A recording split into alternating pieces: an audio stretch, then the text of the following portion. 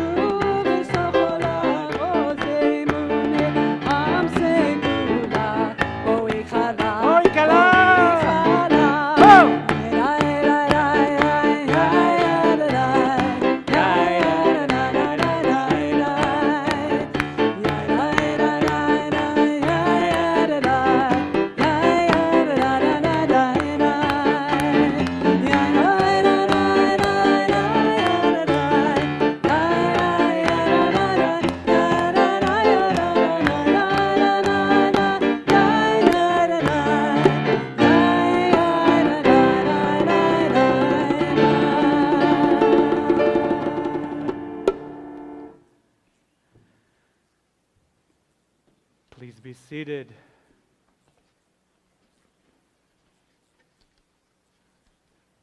Shabbat Shalom, everybody. Welcome to this first Shabbat of the year.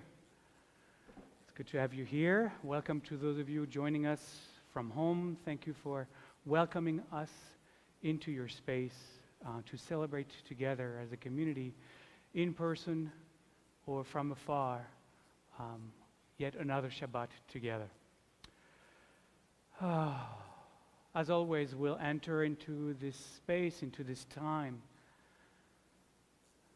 following the tradition that tells us that there are really 3 steps before you walk into the house of Shabbat. And the first step is to create what is called an eruv. Some literally think of it as writing or creating physically a space within which Shabbat can happen. For example, if you go to Mercer Island here in Seattle, you will find that some very Orthodox communities have threaded a thread between telephone poles and electrical poles, and they have created basically a circle around Mercer Island, and within that circle they have the ability, according to Jewish law, to celebrate Shabbat. It means that there are all kinds of laws that they can also follow because they are within the physical boundaries of Shabbat. Now, I don't think of needing a physical boundary for Shabbat. I believe wherever I am, and it's Shabbat, I have to deepen my consciousness in order to enter into this space within that is Shabbat. And that's what we do. When we come here together, we always take a few minutes. I don't know if you ever paid attention, that I always do that one way or another to help us really move from the commute, the traffic, the day that was, whatever the busyness of this day, to let this behind and to step into this space in your heart, in your consciousness, in your soul, as a kind of surrender. So we can do that by closing our eyes, for example, and just taking a few mindful breaths. And every time we exhale, we let go a little more. We kind of surrender a little more. We look within, we shift our awareness from the busyness of the world out there to what the heart is calling us to pay attention to. This is a time to re-soul. This is a time to connect with what matters deeply beyond the busyness of the to-do lists that we keep creating every day.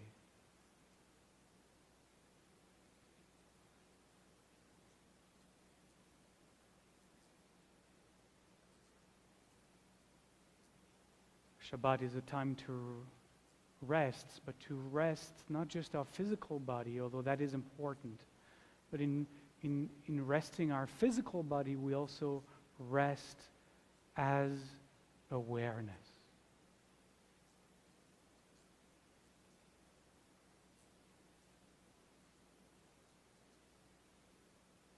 With awareness. So that's how I invite you every Shabbat to step into this space, into this time of Shabbat. The second thing we do is as we step into those different kinds of energy, this different kind of consciousness, we become aware of the abundance in our life. And as we become aware of the abundance in our life, it's kind of a practice of gratitude for all that we've been gifted, all that we have, however small. It doesn't matter. It's not a matter of material abundance. It's a matter of abundance of spirit, abundance of heart. Just the gratitude for our aliveness. And then we think of those who might not have what we have. And that's where the act on the outside of tzedakah, of sharing of our abundance in a physical, tangible way, is an act on the outside that is reflective of an open-heartedness within ourselves, an acknowledgement that there are no separation between us. Like the song says, none of us are free till none of us is chained.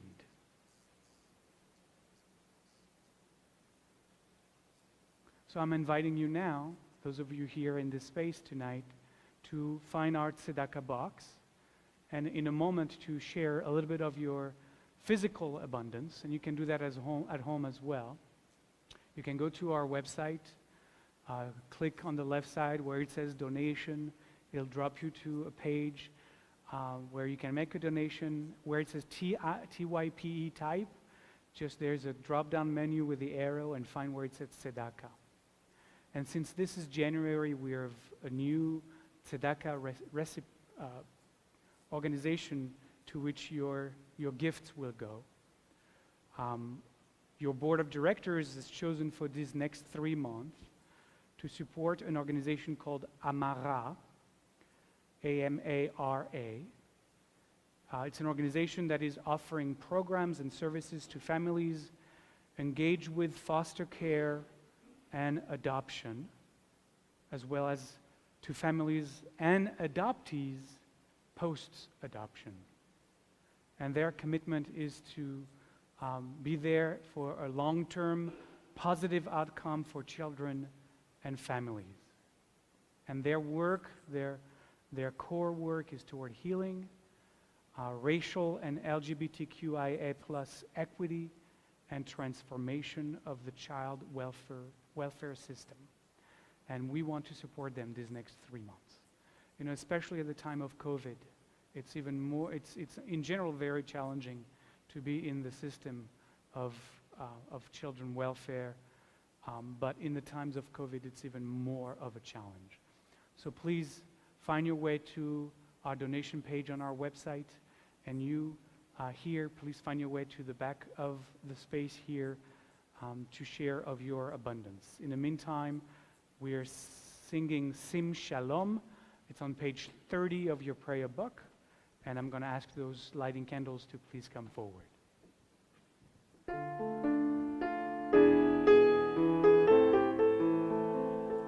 Sim Shalom Tova Uvracha, Sim Shalom Tova Uvracha, Chen v'chesed v'rachamim, Sim Shalom Tova Uvracha, Sim Shalom Tova Uvracha, Chen v'chesed v'rachamim,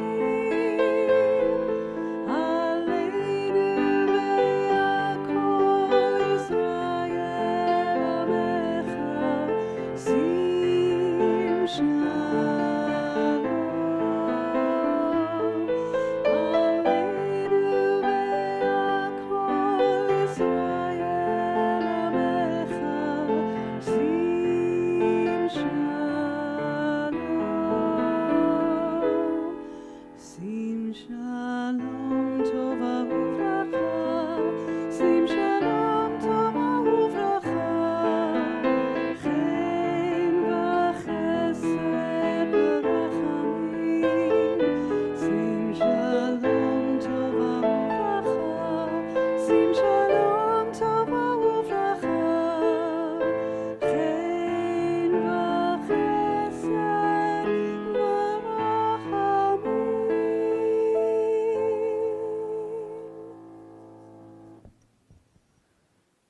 Every Shabbat, we invite members of our community to come forward and light our Shabbat candles, sharing with us whatever it is they are celebrating or honoring, commemorating on this specific Shabbat. Tonight, right next to me is Linda Morris, and Linda is lighting to celebrate becoming a member of the Bahir. Bahir stands for Bet Alef Holistic Internet Resource, the Bahir Committee to support our development and growth of a more radiant and robust internet community. When we write these, I'm going to have to, tell people what words are not to be used ever. On my right is Diana Rose, who is lighting for herself and for Nathaniel as well, in memory of Dr. Harvey Rose, Diana's father, Nathaniel's grandfather, on his 14th yahrzeit. And Rabbi Olivier was lighting his candles tonight in memory of his grandfather, Georges Eliezer Yani, whose yahrzeit it is this time of the year. We have a few of you lighting at home, actually many of you lighting at home tonight. Celia Curran is lighting in memory of her beloved grandpa, Ben Harris, on his 9th yahrzeit.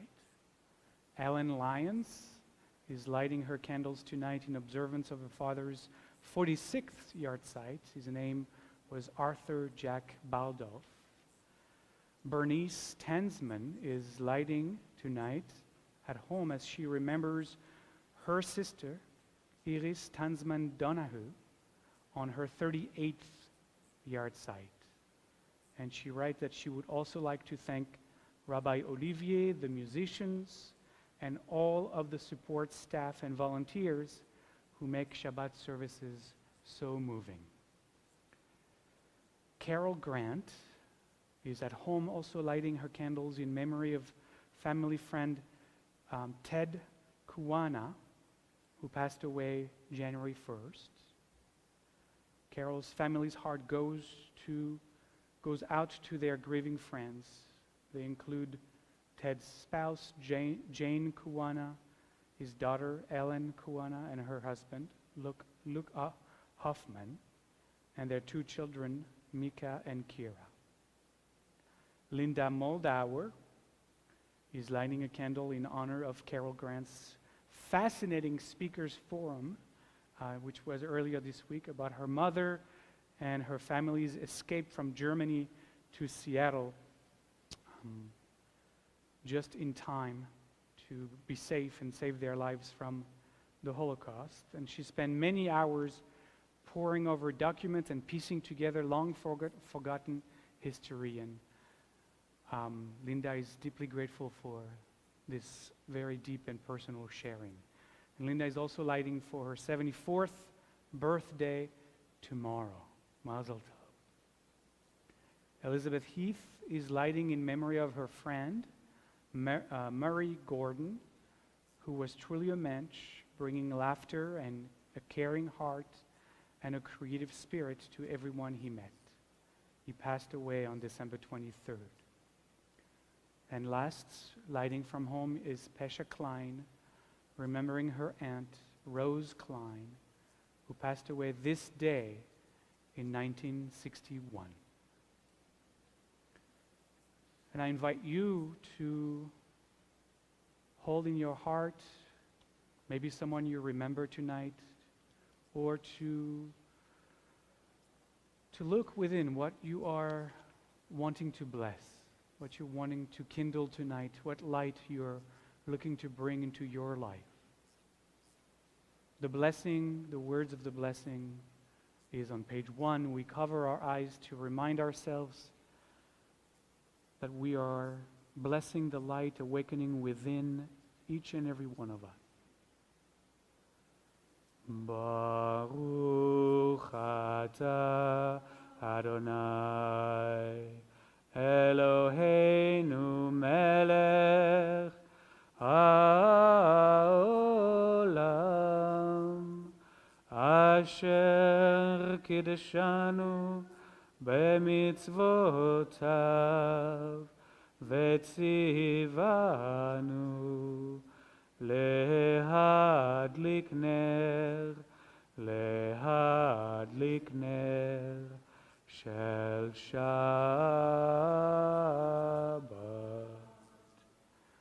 Amen. Thank you.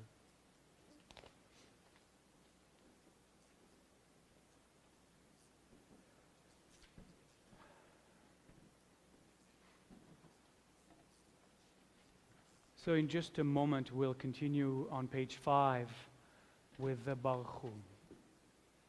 However, I have an early announcement to make. I know most of the time I do the announcements at the end, and I will too this time, as always. But there is something I need to share with all of you, participating at home or you here in this space. As things have changed a little bit in the plan that we shared with you almost a month ago in December at the town hall that we held.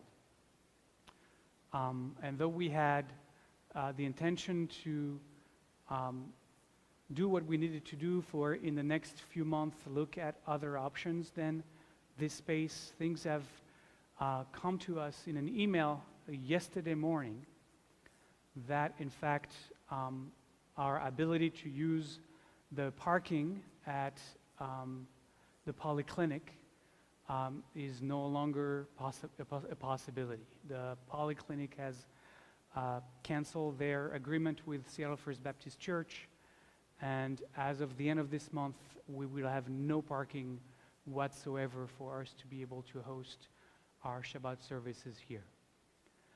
Last night the board met, and obviously this was part of a lengthy conversation, and it became clear to us that we could no longer, unfortunately, continue to have Bet Alef here at Seattle First Baptist.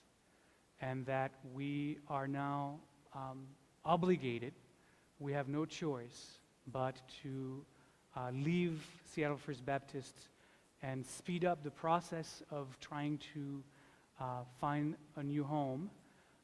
And CSL is Center for Spiritual Living, is our immediate next step. Again, this was nothing that we anticipated, obviously, as you can understand. I'm sure Seattle First Baptist did not anticipate that either, and I'm sure they are also scrambling to find solutions for themselves. But we need to make the decisions that are right for us as a community. And so the first Shabbat in February will be our first Shabbat at Center for Spiritual Living, which means that next Shabbat will be our last one here. After 9.5, almost 10 years of sharing in this space with an amazing relationship, with a great staff, great leadership, and so it will be a bittersweet Shabbat. I'm inviting those of you who are willing to come in this space, to have our last Shabbat, to maybe make an exception from watching or participating from home and find yourself here. We have safe distancing all over the space, and you are always welcome. Everybody's here wearing a mask. Everybody here is vaccinated, and it will be nice to have a decent group of people coming here for the last time. So that's I guess the big announcement for tonight. Obviously, you'll hear more through our emails and our usual channels, but since it's really happening extremely fast, I needed to let you know right away. With that, we are on page 5 in your prayer book, and we rise to share in the Baruch Hu. And we say together, Baruch Hu et Adonai HaMevorach. Bless the Eternal, the one who is blessing. Baruch Adonai HaMevorach Leolam Va'ed. Blessed is the Eternal, the one who is blessing eternally.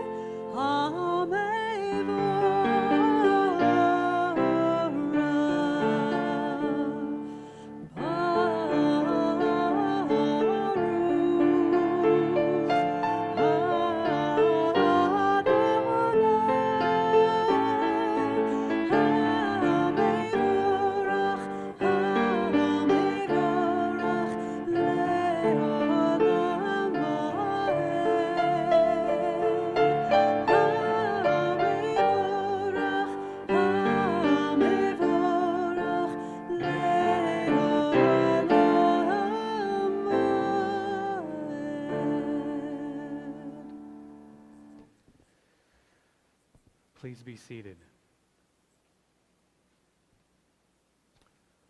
We continue at the bottom of the page with the song Ahavat Olam.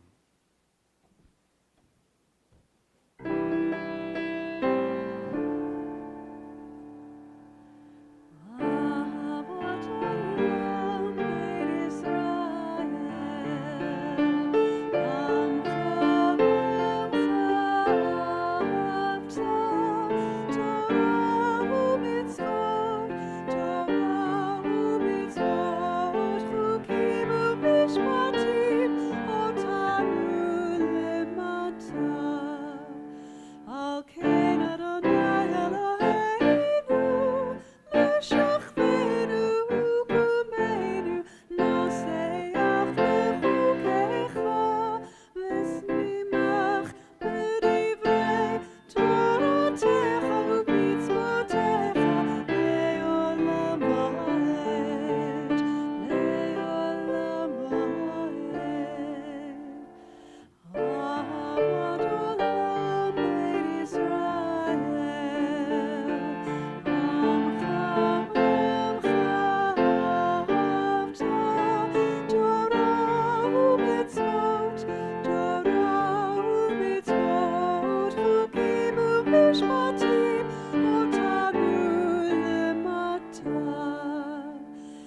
Elokein Adonai Eloheinu, Meshachvenu Kumeinu, Neseach Bechukecha, V'nismach B'divrei Toratecha U'mitzvotecha, Le'olam va'ed, Le'olam va'ed.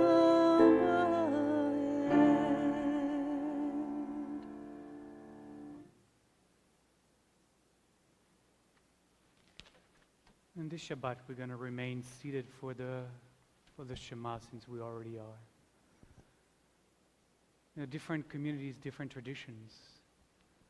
I had a community I grew up in, it's a North African community, Sephardi Mizrahi community.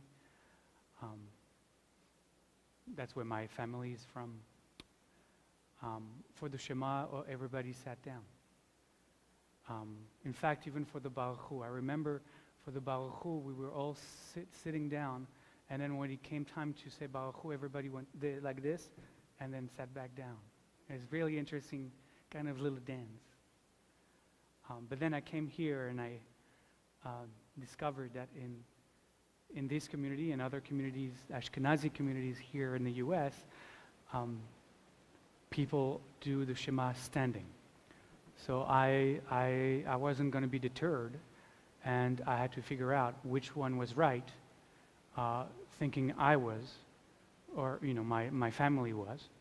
And in fact, it's according to Jewish law, both are correct.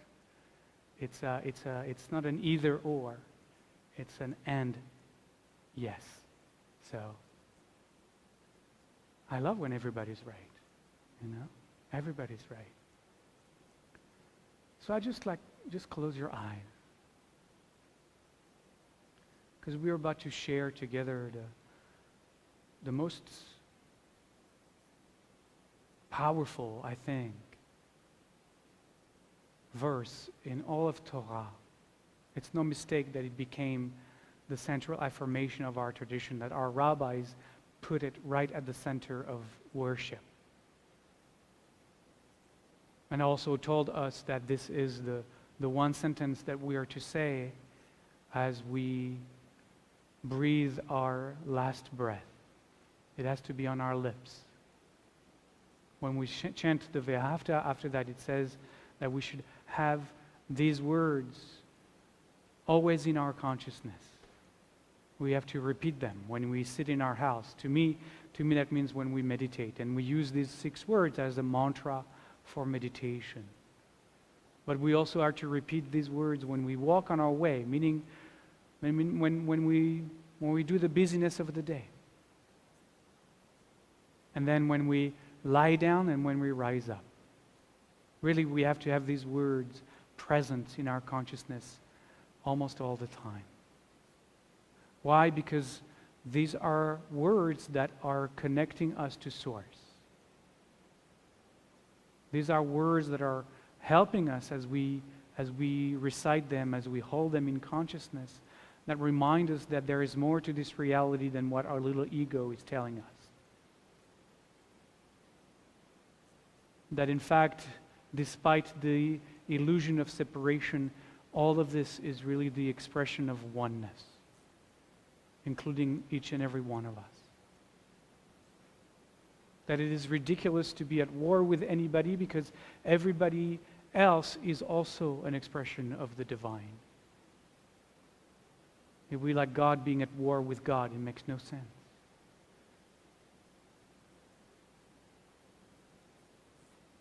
These are the words that are calling us to a deeper awareness, to a remembering of our true nature, of a deeper truth.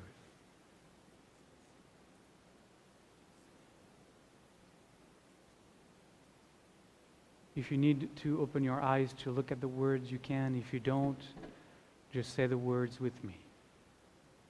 Shema Yisrael, Adonai Eloheinu, Adonai Echad. Listen, Israel. The Eternal manifests as all that is. The eternal is one. Baruch Shem Kevod Malchuto Le'olam Va'ed. Blessed is the name. The splendor of its presence shines eternally.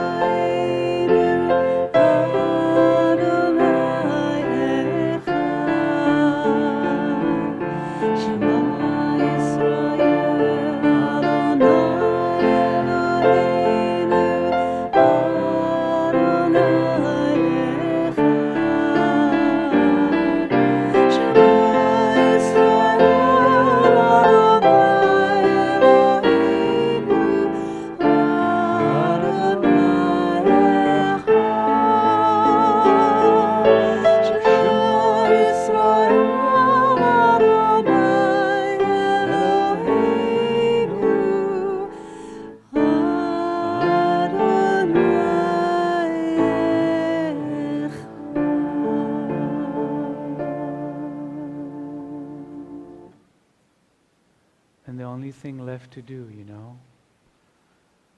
once you live from that place of seeing every being, every moment, every encounter as the expression of the Divine One, then all is left to do is to just simply fall in love.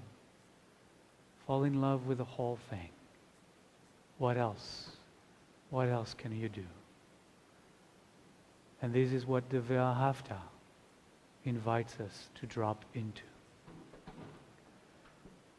Ve'ahavta et Adonai Elohecha b'chol levavcha u'b'chol nafshecha u'b'chol meodecha ve'hayu הדברים האלה אשר אנוכי מצווך היום על לבביך ושיננתם לבניך ודיברת בם בשבתך בביתך ובלכתך בדרך ובשוכבך ובקומך וקשרתם לאות על ידיך והיו לטוטפות בין עיניך וכתבתם על מזוזות ביתך ובשעריך למען תזכרו ועשיתם את כל מצוותיי, והייתם קדושים לאלוהיכם. אני אדוני אלוהיכם, אשר הוצאתי אתכם מארץ מצרים, להיות לכם לאלוהים. אני אדוני אלוהיכם. Amen. We are on page 8 in your prayer book, and we rise for the Amidah. And we say together, Eternal One, open my lips. Let's do it in the Hebrew first. Adonai sfatai tiftach, ufi yagid tehilatecha. Eternal One, open my lips, that my mouth may declare your praise.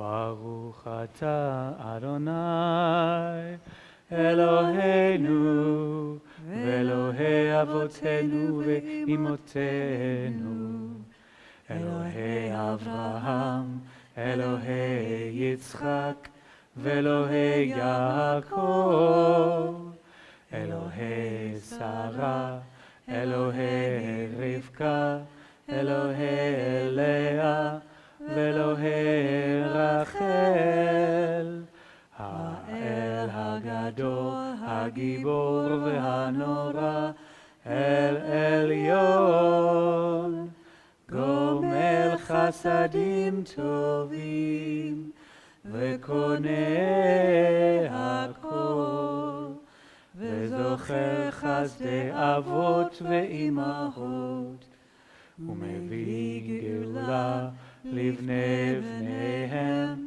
למען שמו באהבה. מלך עוזר ומשיח ומגן, ברוך אתה אדוני מגן אברהם ועזרת שרה. אתה גיבור לעולם אדוני, מחיי הכל אתה, רב להושיע.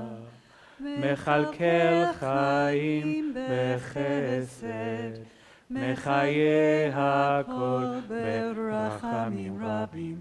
סומך נופלים ורופא חולים, ומתיר אסורים, ומקיים אמונתו לישני עפר. מי כמוך בעל גבורות, ומי דומה לך, מלך ממית ומחיה, ומצמיח ישועה, ונאמן אתה להחיות הכל. ברוך אתה אדוני, מחיה הכל.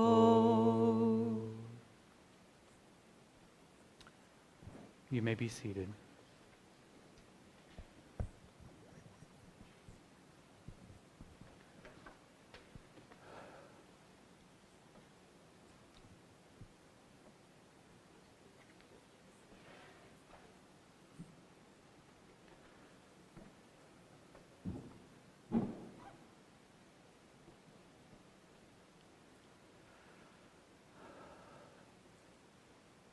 So much has happened since we last met, our last Shabbat of 2021.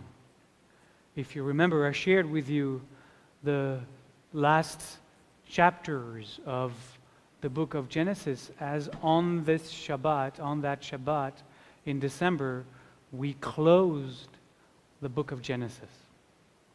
And as part of that story, if you remember, the Hebrews, the Israelites, were invited to settle in Egypt as refugee from the famine that was taking place in the land of Canaan. Joseph was viceroy in the land of Egypt. And this was the time where Jacob was dying. We come back together this Shabbat. We have only missed 2 Torah portions. And here we are already at the story of the 10 plagues, of the story of Passover. So we have missed a lot. In other words, there is a lot of story compacted in the first 2 Torah portions of Exodus. So you might say, so what did I miss? And I would tell you, you missed the fact that there arose a Pharaoh in Egypt who knew not Joseph. This is several generations later. Moses is born. Moses is not just born, he is saved by the daughter of Pharaoh, Bat Yah, which is an interesting name that she is given by our tradition. Bat Yah, the daughter of God, God's daughter. And she saves Moses from the waters of the Nile. She raises him in the palace as a prince of Egypt. But Moses, we learn, never quite was able to sever the ties with the Hebrew people. He felt a kinship that was too strong to erase. And he was devastated by watching his people enslaved and suffering. One day he kills a taskmaster, a guard of the Egyptian forces, and knows that he has to go, he has to leave. He flees, crosses the desert, and in the desert of Sinai meets the person who will become his spiritual guru, his mentor. His name is Jethro. And he spends many, many years at the feet of this master learning and studying. He ends up also marrying one of Jethro's daughters. What you miss that in payment for his study, he's also become a shepherd. Moses becomes a shepherd, and every day shepherds the flock of Jethro and his family, who's now Moses' family, obviously, through the wilderness. You missed that at one day, as he is walking at the foot of Mount Sinai, chasing after one of the flock that has gone astray, he comes face to face with a burning bush. We missed that. And he hears the voice of the divine in the burning bush that burned but wasn't consumed, that he has to go back to Egypt to free the Hebrew slaves, God's people. And Moses says, when he hears this amazing invitation from God to do something incredible, to do something extravagant, to be the leader who will bring thousands and thousands of people into freedom, he says to God, no thanks. Don't want to do that. I'm happy with the flock. I'm happy with my family, my wife, Jethro. So God has to yell at Moses. It's a very fascinating little story there. God yells at Moses and said, well, I'm sorry that you feel that way, but you're going to do it anyways. Why? Because I said so. That's what God says. And so Moses goes back to Egypt. And he goes, and the first people he talks to are the Hebrews, and he tells them, I've come here to free you from Egypt, from slavery. And they laugh at him. They don't believe him. After hundreds of years of being enslaved, this guy shows up and tells him it's time to leave. They're not gonna, they're gonna ask for credentials. Right? They're gonna, what do you have to prove who you say you are? They ask him, God's name. Well, actually, they don't. They were supposed to. They were supposed to ask him God's name, but they never do. So they don't believe him. So he has to go to Pharaoh to plead the case of the Hebrews so that Pharaoh would let them go. And that's what you missed. That's what you missed. Now you're all caught up. So this is the Torah portion with the first few plagues and the first times that as the Torah portion opens up, Moses goes to see Pharaoh. Actually, the Torah portion doesn't open up with these words. Interestingly enough, the Torah portion, which I don't know if you realize this, but it's one of my favorite Torah portions, by far. For one, the Torah portion is called Bo, which usually is spelled B with a B and an O, but in Hebrew, it's spelled Bet Alef. So it's our Torah portion. It's our Torah portion, for sure. And so the Torah portion says, Bo el Pharaoh, which sometimes is translated as, go to Pharaoh.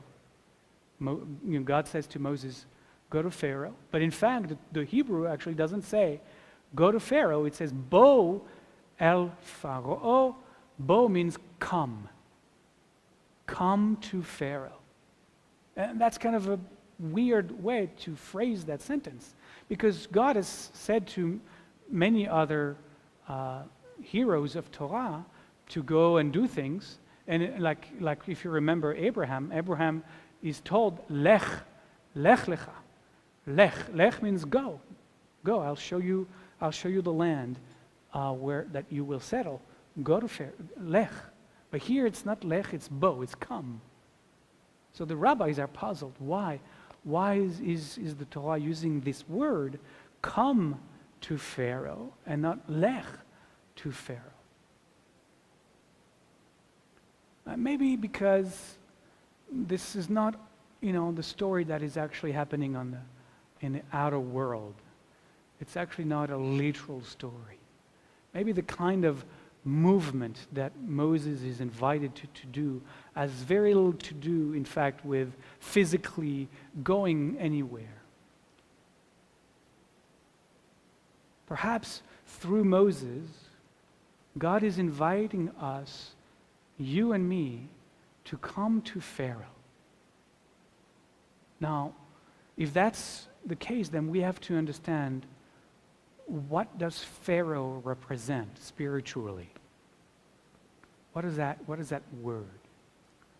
That word is made as many Hebrew words of 3 Hebrew letters. Pe, or F, it's an F or a P, depending if it has a dot in the middle or not. Resh, and Ayin, which is the silent consonant that becomes the O, right? Pharaoh. And Pharaoh becomes Pharaoh in English, so you know that word, you read it in Hebrew already. So good for you. It's great. Pe in Hebrew, the first of the 3 letters, means mouth. And Resh and Ayin, the other 2 letters, together create a word, the word Ra. And Ra means bad or evil. So if you take the word Pharaoh and you kind of take it apart a little bit, it's Pe Ra, evil mouth, bad mouth. Now what does that mean? What is that? Because if it's God talking, it's not about, what our ego understands to be good or evil. For the divine, for our highest spirit, what is Ra, what is evil or bad, is everything that cuts us off from our center. It's everything that alienates us from our true source. It's everything that makes us believe in this separate sense of self. And it's everything that reinforces the validity of this separate sense of self. I am me here, you are you there, and we are islands of our own, right? Nothing connects us, nothing connects me to anything else. I am just a wandering, entity walking through the world, right? Everything that reinforces that in the eye of spirit, which is in our hearts and in our soul, everything that misleads us into believing we are that separate entity is, as far as our divine source is concerned, the greatest of evils. And the greatest good is to turn back and to rediscover that in fact we are not this ego that we make believe we are, but in fact we are the transcendent source of all life deep within, that is right now looking out, that is right now listening, that is right now aware of all the sensations, aware of all the feelings.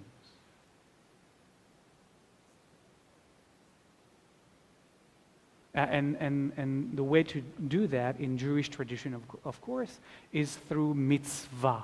The word mitzvah means a path that connects.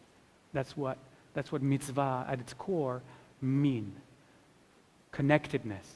So every mitzvah, every action that we do is a way to reconnect to source, reconnect to our true nature, to our true self. Because what perpetuates this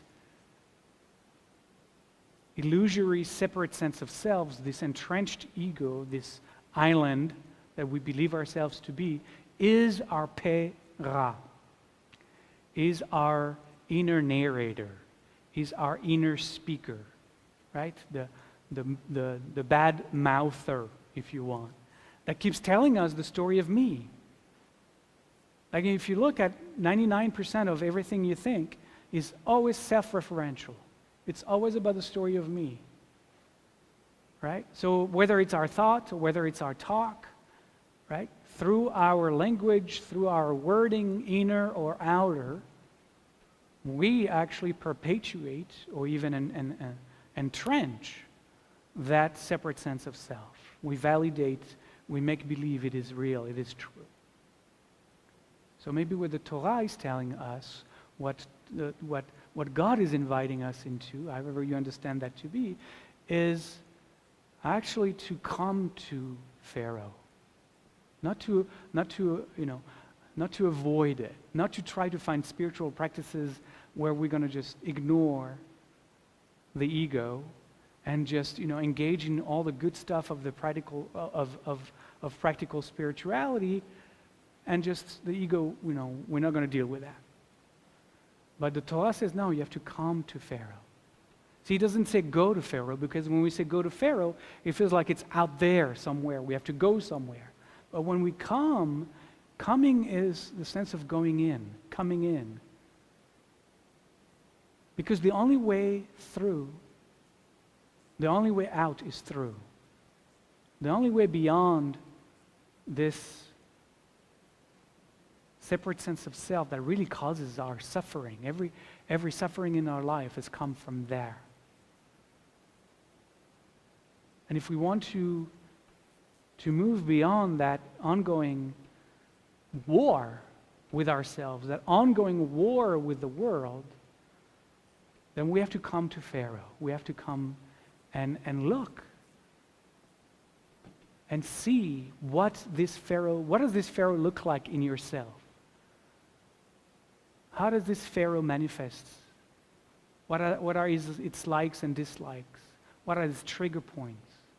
What gets it upset? What gets it soothed? What's basically, what's our conditioning? And how does our conditioning expresses and manifest? And especially in the times where this conditioning is hurtful to me and to others, maybe I want to take a look at that. So you see, it's not about killing anything. It's about looking deeply. Because when we look deeply, then the act of awareness, when we are aware of the ways our separate self expresses in the world, then those begin to release. They're no longer owning us. We can see, oh, look at me acting in this way. Oh, that's me reacting from my conditioning because I know, right? I know where this comes from. Maybe it's a childhood fear, maybe it's a trauma, whatever it is, right? Then you're aware, oh, look at that. Look at me go. Look at me getting upset. Look at me getting whatever, ... So come to Pharaoh. You want to heal? You want to transcend this ego that is causing so much pain in your life? Well, don't flee. Don't try to numb it. Don't try to ignore it. The Torah tells you, come to Pharaoh. Sit with it. Be with it. Learn. Get to know your Pharaoh deeply. But then there's always a mystical side of this. I mean, there's the personal, which I just shared with you, but I think there's a deeply mystical part of this. Because this piercing into the Pharaoh, right? This being with the Pharaoh can certainly heal us on a personal level, no doubt. In fact, there is nothing else that can. That's why we have therapy. If a good therapist will just help you sit with your Pharaoh and look at it together, right? But then if you continue the inquiry, if you go beyond just the personal healing, and you go even more deeply, really piercingly, you begin to unravel the ego. You begin to see that the emperor has no clothes. There's no clothes on. In fact, you have to get very close to Pharaoh. And the closer you get to Pharaoh, the more you realize that it is, in fact, empty of any real substance. That it is really just a narrative. It is just a story that is caught in a loop, that we keep rehashing and retelling the story of me. And if we can get to a place where we become, and that's what spirituality is about, more and more disinterested with the story of me, then that Pharaoh Pharaoh's hold on us begin to loosen up. And eventually, with practice, as we come to a place where the story can come to mind and float through awareness, we just watch it and we don't care. It comes and it goes. We might even smile at all the stories that the mind tells, all the narratives that were so important to us just a few months ago. And then it's just like, oh, look at that, And when we are able to do that, when we drop into a different kind of consciousness, a different kind of awareness, we're not caught in the little me, and we're able to awaken to the big I, the transcendent I that I have always been, that I am right now, even if it may be buried by the stories. And when we're able to do that, then Pharaoh, Pe Resh Ayin, become transmuted. It's no longer just the bowed mouth. Now the Pe, it becomes not just the mouth, but an opening. It's another word for Pe. It's an opening. The Resh is the Resh of Bereshit, in the beginning. Resh means beginning. Resh means starting. Resh means initializing. And then the Ayin becomes the word for nothingness. So now the Pharaoh becomes not the mouth of evil or the bad mouth, but it becomes the initial opening to nothingness. It is through our Pharaoh that we find the doorway to the oneness that is a nothingness of our being. The nothingness, the silence out of which every sound arises. You cannot have any sound if you don't have silence. And you can hear, even as the sentence comes and goes, you can hear that this sentence just emerged out of the silence and now is coming back into the silence. You see how that happens? Everything arises out of nothingness and falls back into nothingness. You are the blank screen onto which life and the universe is projected. Every form arises from no form and returns into no form. And that's the Ayin, the nothingness.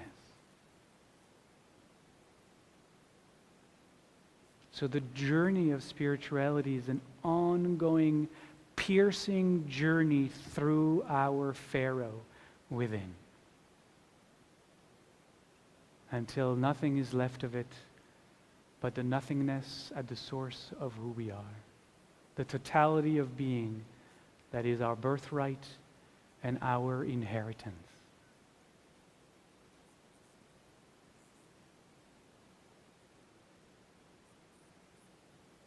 On page 19 in your prayer book is the next song we're going to sing. Esa Enai. And I love that song because it's a verse from the book of Psalms that was the favorite of the Hasidic masters. All the great masters of the 17 and 1800s in Eastern Europe, of the deeply spiritual, transcendental, Kabbalistic dynasty of Hasidism. And you see the translation here in the book, which is the regular translation, is of the first verse is, I lift up my eyes unto the mountains. From where does my help come? Now the Hasidic master, the mystics, don't read it this way. I lift up my eyes unto the mountain. The mountain is a symbol for peak experience, deep spiritual awakening experience. And they changed the second half of the sentence from a question to an affirmation. So they delete the question mark at the end, and they change it to an affirmation, but instead of from where, they read the Hebrew. If you read the Hebrew, it says mi'ain, and that's how we're going to sing it today. But if you change the vowels, it says mi'ain. And mi'ain means from nothing, from nothingness. I lift up my eyes unto the mountains. I reach up to deep or high peak experiences. From nothingness, my help comes. That's how the mystics read it. From nothing else, from deep within, my help comes. Esa enai.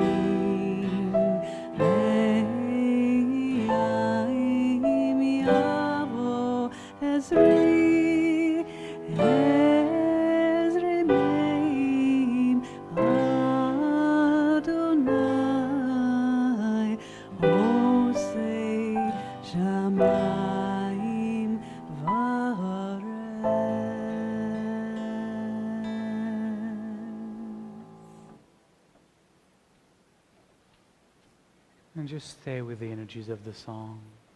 And just gently close your eyes. I'm going to ask for the lights to be dimmed in the sanctuary so that we can enter into meditation together. And I want to invite you to just for a moment connect with your breath.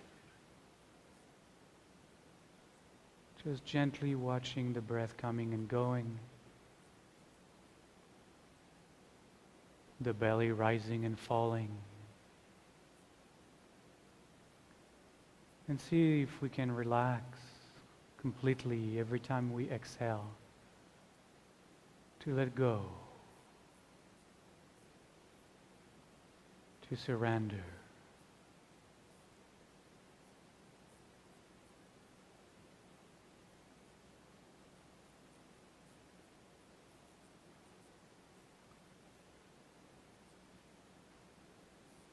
See if you can release and relax the muscles of the face.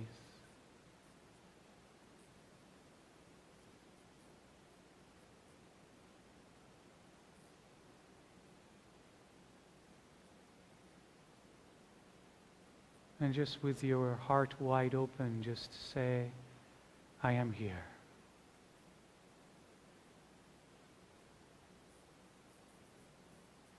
In fact, as you exhale, just say, I am here. If you want to say it in Hebrew, just say, Hineni. Hineni, I am here.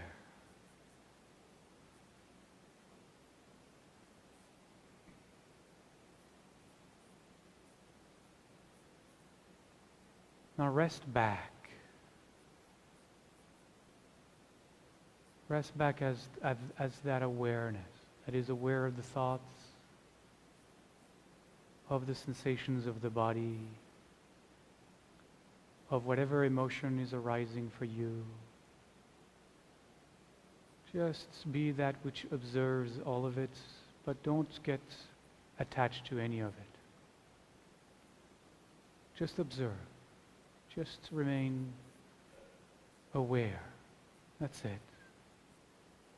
Even the breath, it comes and it goes, rises and it falls. Hineni, I am here. It's good to be here. There's nothing I need. There's nothing I want. There's nothing I lack in this moment.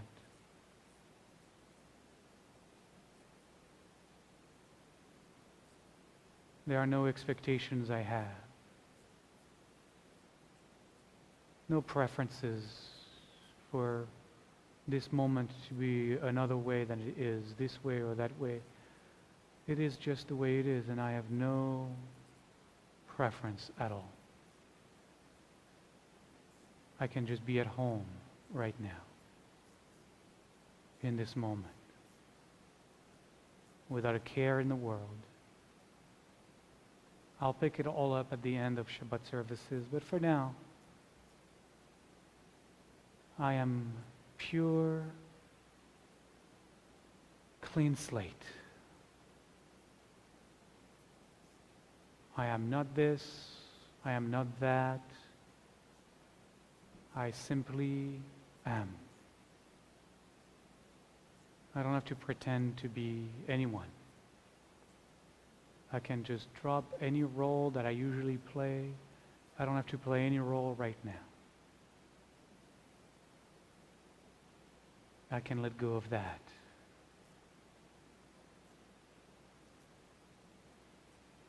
Let's push it a little more. Let's say, I don't even have an identity. I don't have a name right now. I'll have a name again when I open my eyes or at the end of services, but right now I just imagine I have no name. Who needs a name right now? My eyes are closed and I'm just observing the breath. That is the totality of who I am.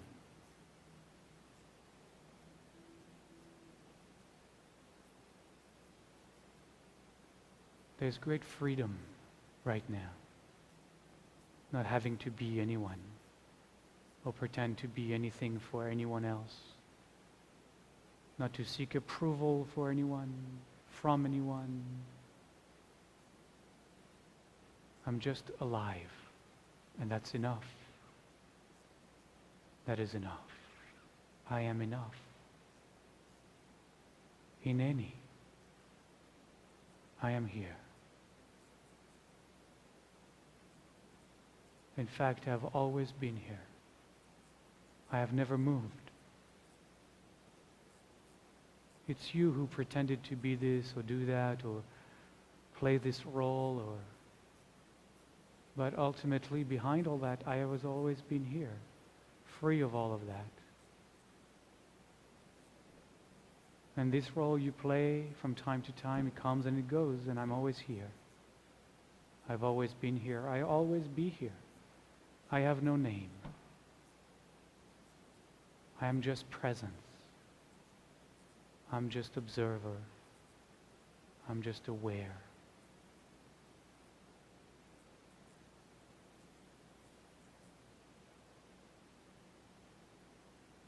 I am full and I am always also empty.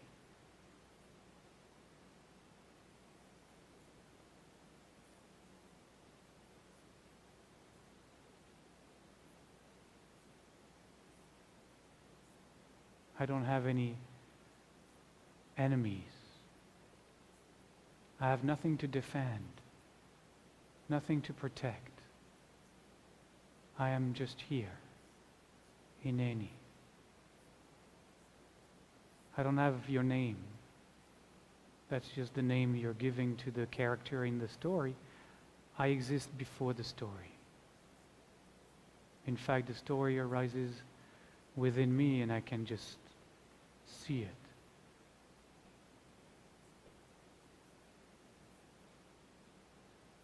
But it doesn't contain me. I contain it.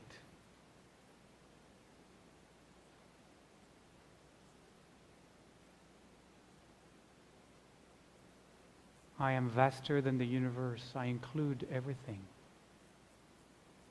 But I am nothing.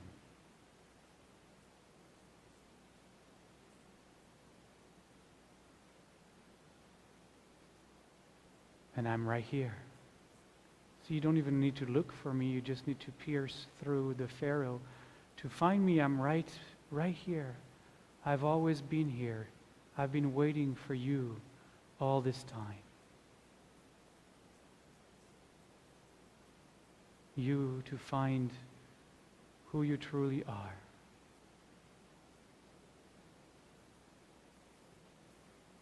That place within that is pure, empty, all-inclusive, all-embracing, that demands nothing, asks for nothing, that requires nothing, that lacks nothing, that possesses everything.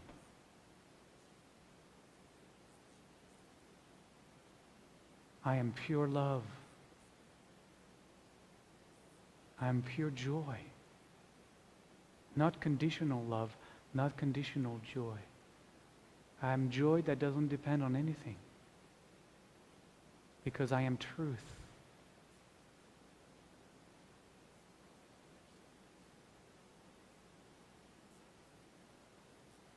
I am so close to you that you can't see me.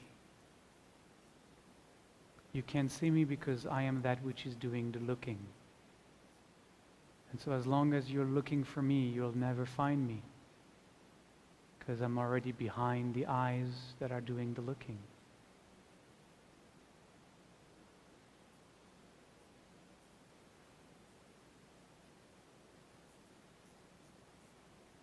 I am so simple. So simple.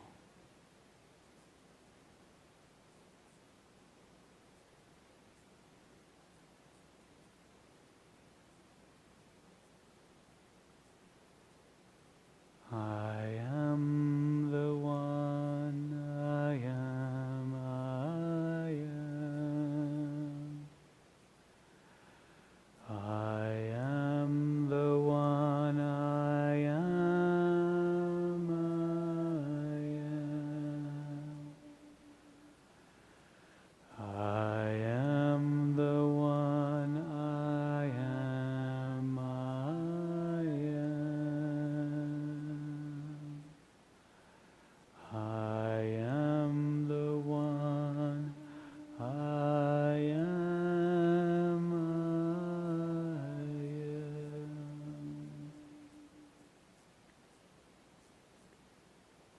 I am peace. I am joy. I am love. I am healing.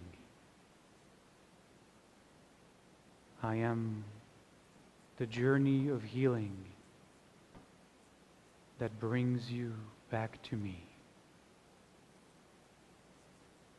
I am the healing of mind, the healing of body, the healing of soul. And I invite all of those you know to be in need of healing into the embrace of the circle of healing this Shabbat. Those whose names and faces you hold in your heart, and those you have inscribed on this healing list. מי שברך אבותינו אברהם, יצחק ויעקב, מי שברך אמותינו שרה, רבקה, לאה ורחל, הוא יברך וירפא. At Hillary Wilson, Danielle Clark, Craig Wilson, Phyllis Levin, Maxwell Bernard, David Mark, John Gorham, Susan Austin, Donald Meadow, Katie Margaret Bank, Russell Kaufman, Lynn Carroll, Amy Lowe, Eileen Wellens, Sid Hoover, Alan Walton, Amy Diane Bork, Arlene Ross, Juan Reyes, Sydney Hannah Young, Abigail Levy, Greg Lesnar, Janet Lewine, Katie Berry, Pam Lesnar, Shelley Cohen, Adam Frere, Elizabeth Heath, Michael Hall, Sandy Morris, Steve Lucas, Anita Vargas, Elliot Applebaum, Jenny Leonard, Jerry Pettit, Laura Gluck, Lawrence Stern, Label Cohen, Simon Garcia, Kathy Sims, Dorinda Regan, Eddie Tensman, Elaine Lees, Greg Kenny, Janet Crowley, Patrick Dillon, Zoe Chaya Young, Marissa LeCabe, Celia Kern, Freda Elka Bat Shulamit, Michael Michael Burkhard, Sue Ann Abel,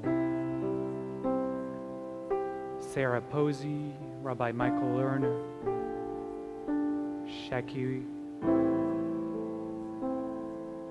Wareheim, Edward Diaz, Dagan Diaz Cryer, Dennis Oswald, Russell Waldy, Jane Colombini, Salim Matt Grass, Jeannie Waters, Judy Lindquist, Betty Ann and Louis Richmond, Katie Barnes, Ryan Barnes, Ephraim Barnes, Vicky Bross. And we name all those we know to be in need of healing tonight. And as the light come back into the space, we turn to page 33 for the healing song. ימלא רחמים עליהם, לחזקם ולרפאותם ברפואה שלמה, רפואת הנפש, רפואת הגוף.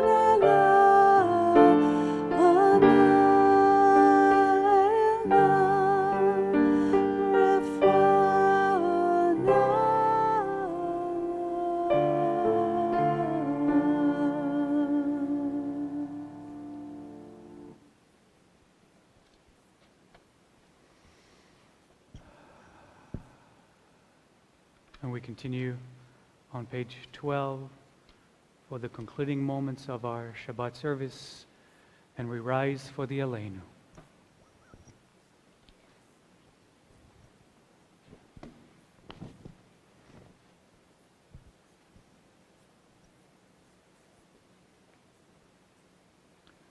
We say together, we are the ones given this way of praising the Holy One of all being, that we might understand and express the greatness of the One who shapes all creation.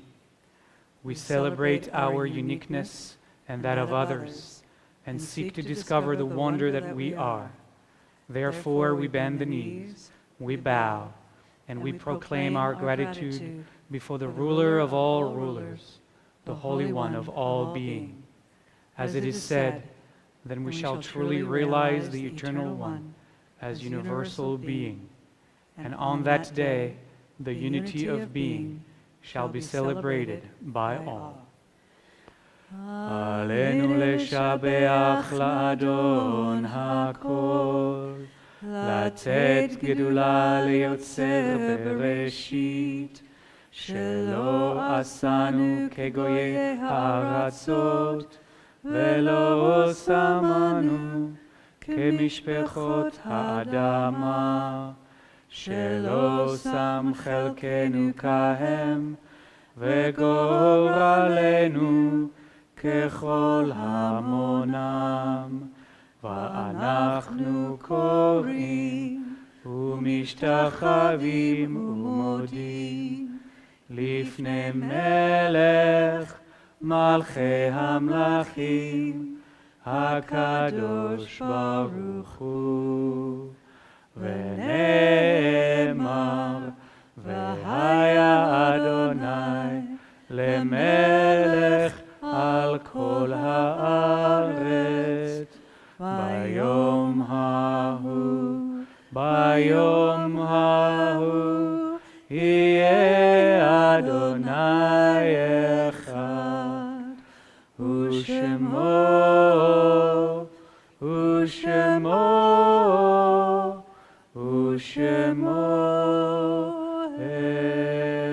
אחד.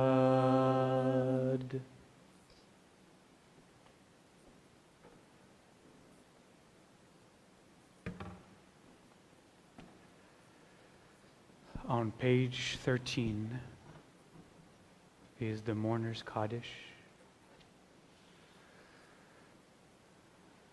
And as always, as we enter into a space for memory, I invite you to call up the faces, the smiles, the names of those you remember in this moment on this Shabbat.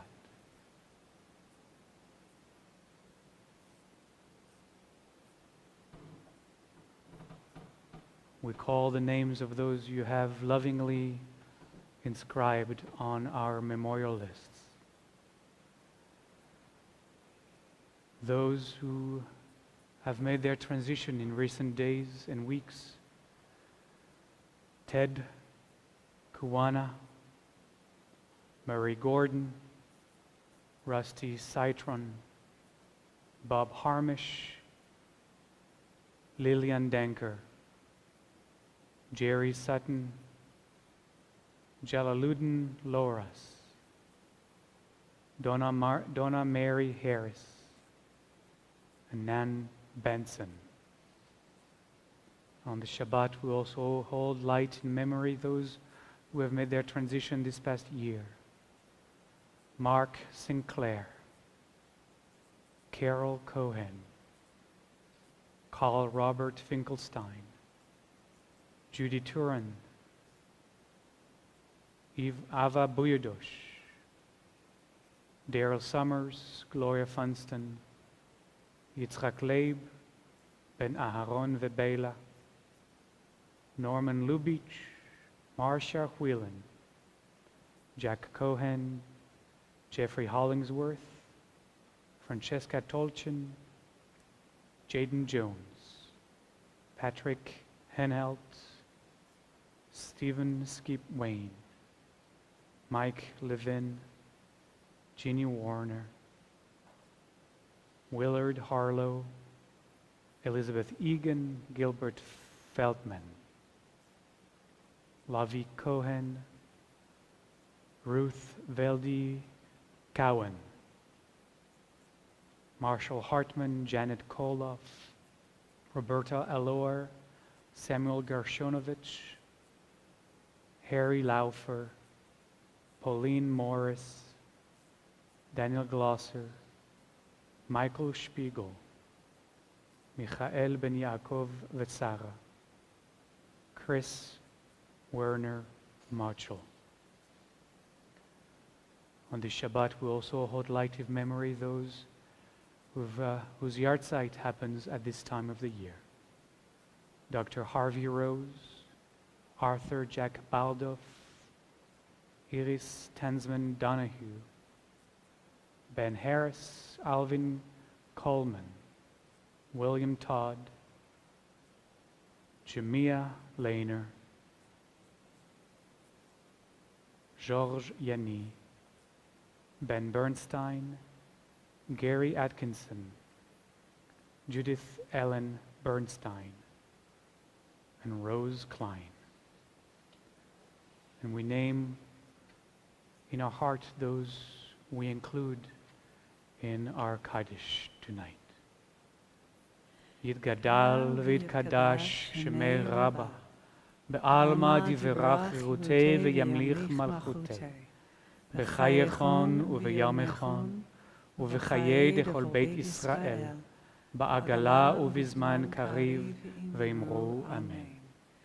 Yehei shemei Rabba mevarach le'alam u'lalmei almaya, יתברך וישתבח ויתפאר ויתרומם ויתנשא ויתהדר ויתעלה ויתהלל שמי דקודשה בריחו לאלה מן כל ברכתה ושירתה תושבחתה ונחמתה דאמירן בעלמא ואמרו אמן.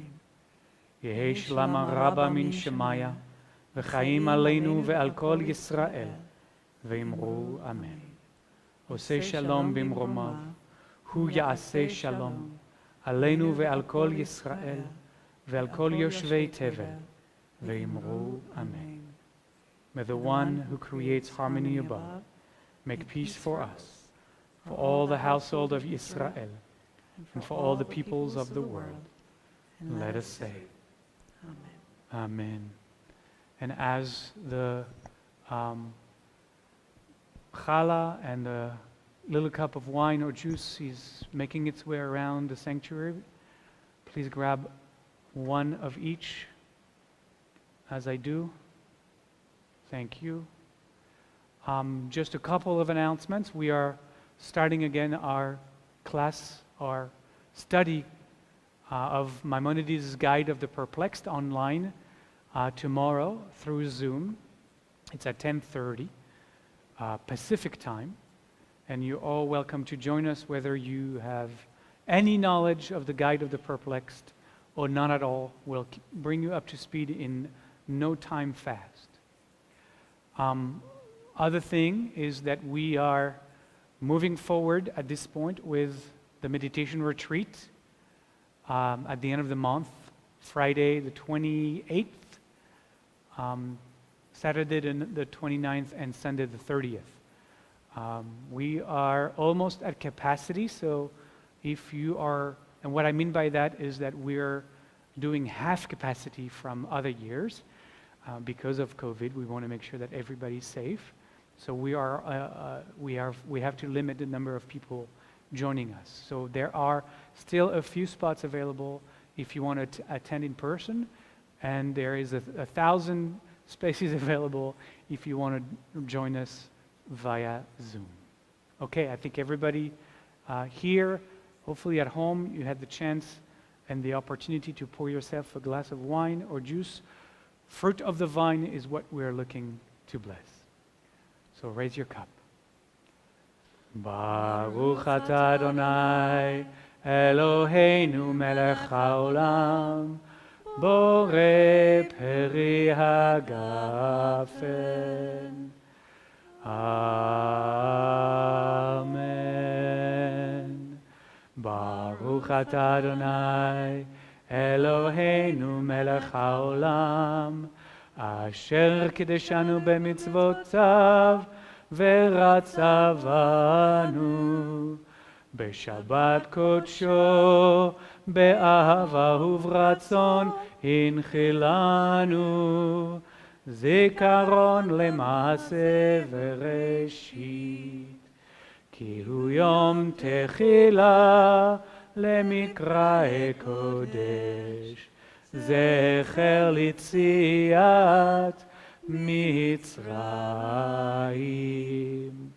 כי בנו בחרת ואותנו קידשת מכל העמים, ושבת קודשך באהבה וברצון הנחלתנו.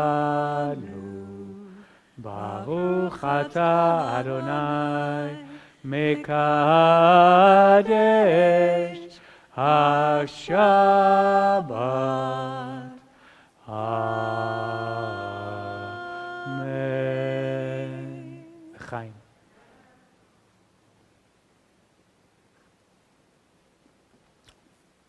Okay. And with our piece of challah or bread or cracker, whatever you've got, we say together, Baruch atah Adonai Eloheinu melech haolam, hamotzi lechem min haaretz. Amen. Shabbat shalom.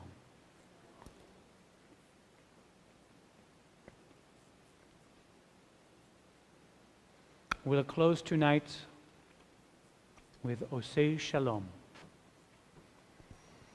It's a prayer that the day is about to be peaceful, that we remain healthy and whole and safe. Osei Shalom.